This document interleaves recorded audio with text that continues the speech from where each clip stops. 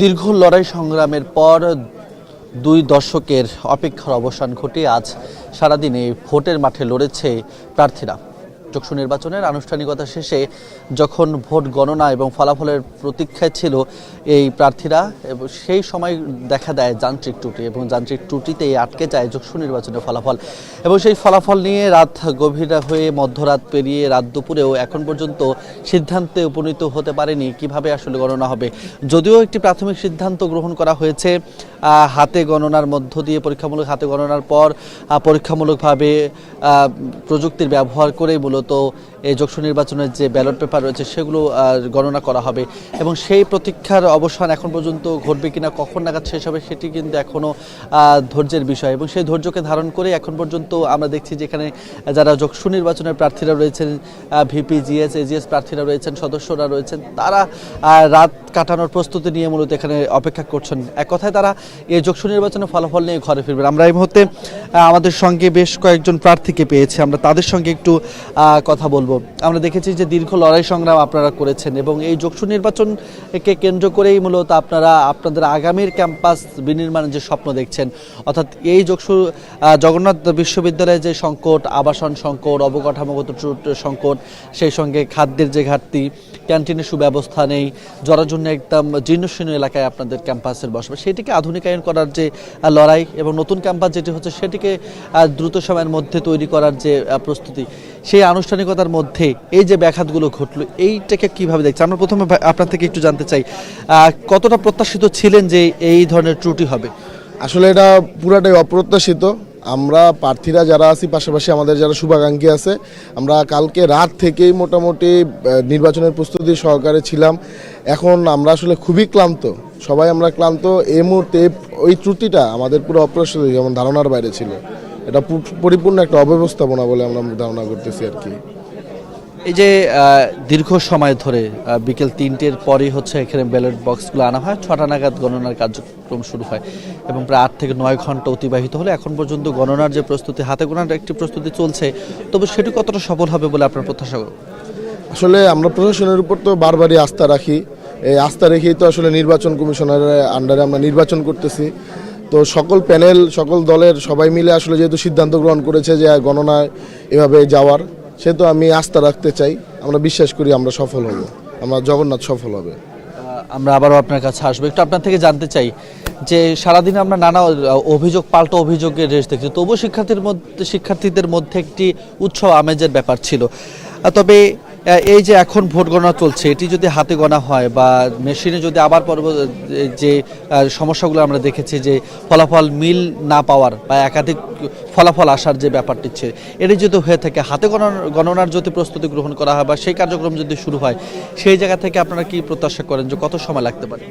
আচ্ছা, বিষয়টা হচ্ছে কি যে সারাদিন ব্যাপী হচ্ছে যে আমরা পাল্টা অভিযোগের যে কথাগুলো ফুটে উঠেছে, তেমনটা আসলে হচ্ছে যে 8-10টা ক্যাম্পাসের মতো জগন্নাথ বিশ্ববিদ্যালয়ে তেমনভাবে হয়নি। আর বিষয়টা হচ্ছে কি যে নানাবিধ অব্যবস্থাপনা, মিসম্যানেজমেন্টের কারণেই মূলত এই সকল অভিযোগের উত্থান।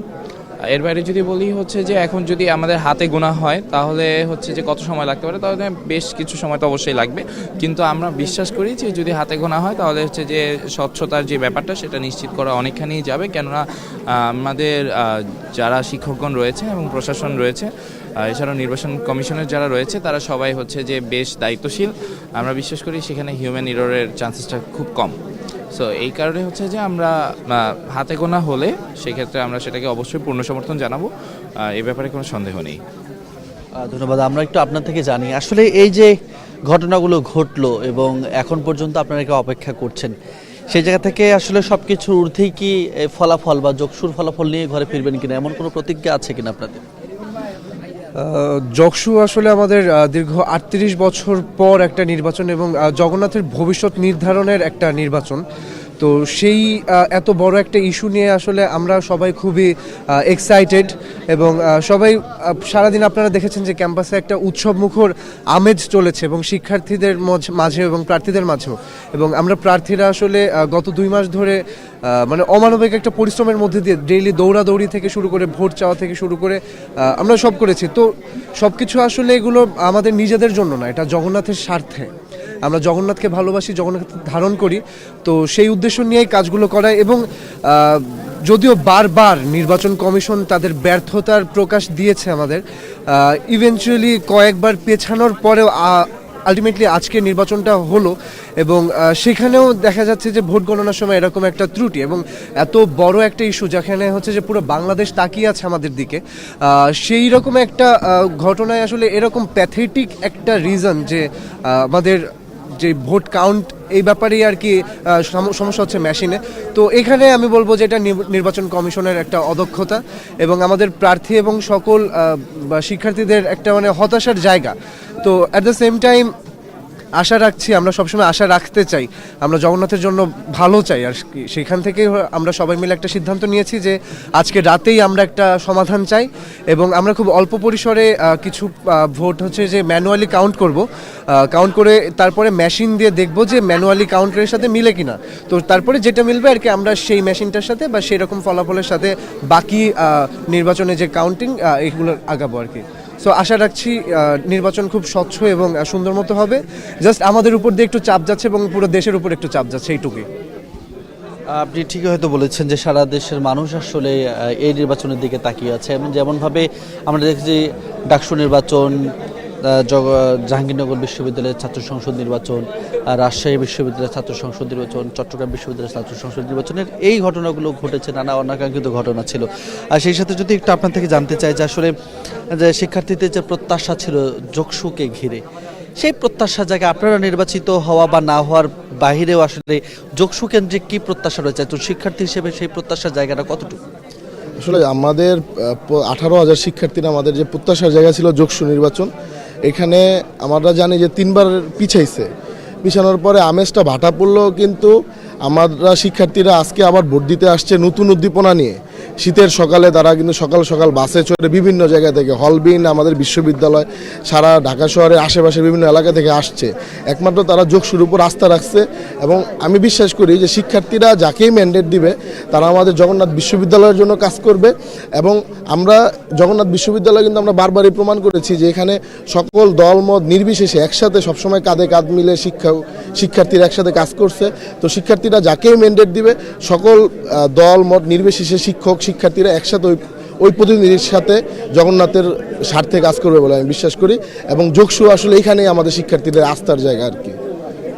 নিঃসন্দেহে হয়তো বা তেমনই, এমন কঠিন প্রেক্ষাপটে আপনারা শান্ত থেকে কোনো ধরনের বিশৃঙ্খলা ছাড়াই যে সিদ্ধান্তগুলো গ্রহণ করেছেন, প্রশাসনের সাথে বৈঠক করে আপনারা যে সিদ্ধান্তগুলো নিয়েছেন সেগুলো হয়তো বা সেই বার্তায় দিচ্ছে যে বার্তার ঊর্ধ্বে মূলত সকল কিছুর ঊর্ধ্বে যোগসু নির্বাচনের ফলাফল এবং নির্বাচিত প্রতিনিধি সেদিকে মূলত যাচ্ছে। দর্শক, আমরা কথা বলছিলাম, এখানে আমাদের সঙ্গে যুক্ত ছিলেন এই যোগসু নির্বাচনের বিভিন্ন প্যানেলের প্রার্থীরা এবং তারা যেমনটি স্বতন্ত্র প্রার্থীও রয়েছেন আমাদের সঙ্গে।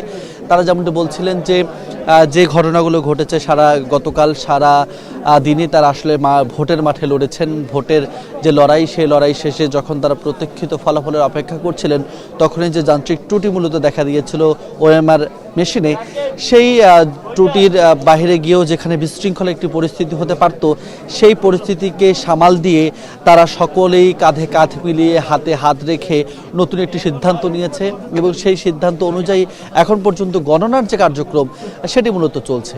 খুব অল্প পরিমাণে কিছু ব্যালট গণনা শেষে সেটি ওএমআর মেশিনে দেওয়া হবে এবং সেখানে থেকে যে ফলাফলটা আসবে এবং হাতে গোনার ফলাফল যদি একই থাকে তাহলে ওই মেশিনটিতেই মূলত অন্যান্য যে ব্যালটগুলো রয়েছে, অন্যান্য কেন্দ্রের যে ব্যালটগুলো রয়েছে, জানিয়ে রাখতে চাই যে এখানে যেহেতু এই জগন্নাথ বিশ্ববিদ্যালয়ে হল নেই, একটিমাত্র হল ছাত্রী হল, সেই হল কেন্দ্র একটি এবং বাকিগুলো বিভাগ অনুযায়ী যে হলগুলো রয়েছে, অর্থাৎ 39টি হলের যে ব্যালট পেপারগুলো রয়েছে সেগুলো মূলত গণনার কাজ চলবে। সেই সঙ্গে এই গণনার কার্যক্রম আসলে কখন নাগাদ শেষ হবে, কি হবে না হবে হবে সেই বিষয়টিকে মাথায় রেখে কিন্তু প্রার্থীরা যারা রয়েছেন তারা এখানে নির্ঘুম রাত কাটাচ্ছেন। কেউ কেউ কম্বল বালিশ বা কাঁথা নিয়ে এসে এখানে ঘুমানোর যে প্রস্তুতি সেটি নিয়েছেন।